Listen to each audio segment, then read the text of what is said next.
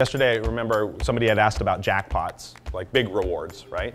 And the way dog trainers frequently apply jackpots is for the best representation of a behavior.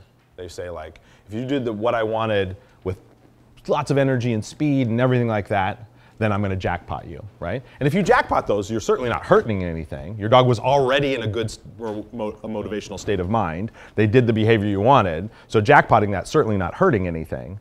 But when you don't reinforce the lower quality behaviors, so my dog sat. What that presupposes, that idea presupposes that the dog is aware that they're sitting fast or slow, right? If my dog consciously says, yeah, screw you, I'm not going to sit fast, I'll sit slow. That's not my experience, right? My dog's going to do the behavior and not do the behavior. Now I could say the dog didn't do the behavior correctly. The dog didn't sit right. They flopped over on their hip or they did something like that. But assuming you sat slowly usually due either to a mechanical issue or more frequently due to your motivational state of mind when I asked you to do a behavior. So the quality of a behavior is driven by what happened the last few times the dog did it. Because the dog's state of mind is set there. And if they're in the right state of mind, they're focused, they're energetic, they want what you've got, they know it's coming, then they do the behavior with good energy. So their motivational state of mind at the moment that you ask them to do something is what delivers the quality of the behavior, right? That makes them sit fast, or we're using sit as an example, right? Not what follows. What follows affects the next repetition after that, right? Because if my dog sat, but sat slowly, and I gave it a big reward, now the dog thinks big rewards are available? So the next time I ask the dog to sit, the dog's up here, higher, because it got jacked up from the big reward, and now the dog will sit faster, right? Hopefully, is the goal there, right? And as long as there's not a mechanical issue. And so jackpotting very good behaviors won't damage them. The dog was already in a good space. But the idea that not rewarding the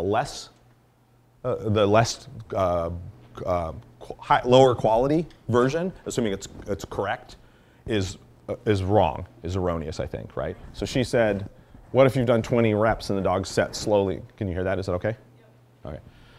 What if you've done 20 reps and the dog's sat slowly on all the reps? The jackpot won't work. Yeah, so he said he's had a bunch of rewards, so you jackpot. Is that going to do anything? No. If your dog's full, giving a bigger quantity of food isn't going to help, right? And jackpots, like people usually, the people that talk about jackpotting are typically talking about quantity, right? So I've been giving my dog one treat at a time, and the dog do something particularly good, and I empty my treat bag out. You get the whole thing, right? Boom.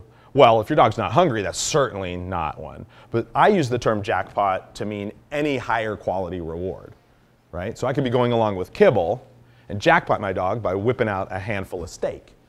Or if my dog's a toy dog, I can be doing food work, and you do something, and then boom, I pop out a toy. If I do that, your dog's surprised. Your dog's like, holy crap. So it has nothing to do with the behavior they just did, right? So if I switch from food to a toy, he's like, whoa, awesome, great, we get to play now, right? And then he plays. Now he's in a toy state of mind. Now he's like, oh, toys are available, great. So the next rep is the one affected, if you did that. But the dog has to care about the thing.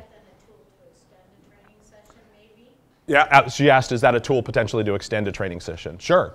I do it all the time. You start out with a lower value reward, and you move up part way through. With the caveat that you have to be careful sometimes in the early stages with some dogs. If you do that consistently, then they'll try to hold out and not take the lower value rewards. They're like, wait, wait, wait. I know coming, like if I do food work followed by toy work all the time. For certain dogs, it works really well, right? They start to go, oh, food work, okay, but I know the toy's coming, and so that kind of energizes their food work, basically pre-mac kind of style.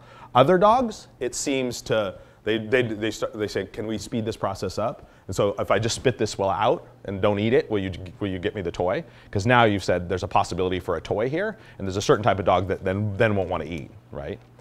In which case you'd have to say, hey, you don't get to the toy unless you can eat, and you'd have to stick with that. But that may get you in unproductive territory in terms of your dog performing their behaviors. And so you'd have to be a little careful about that. Yeah. Okay.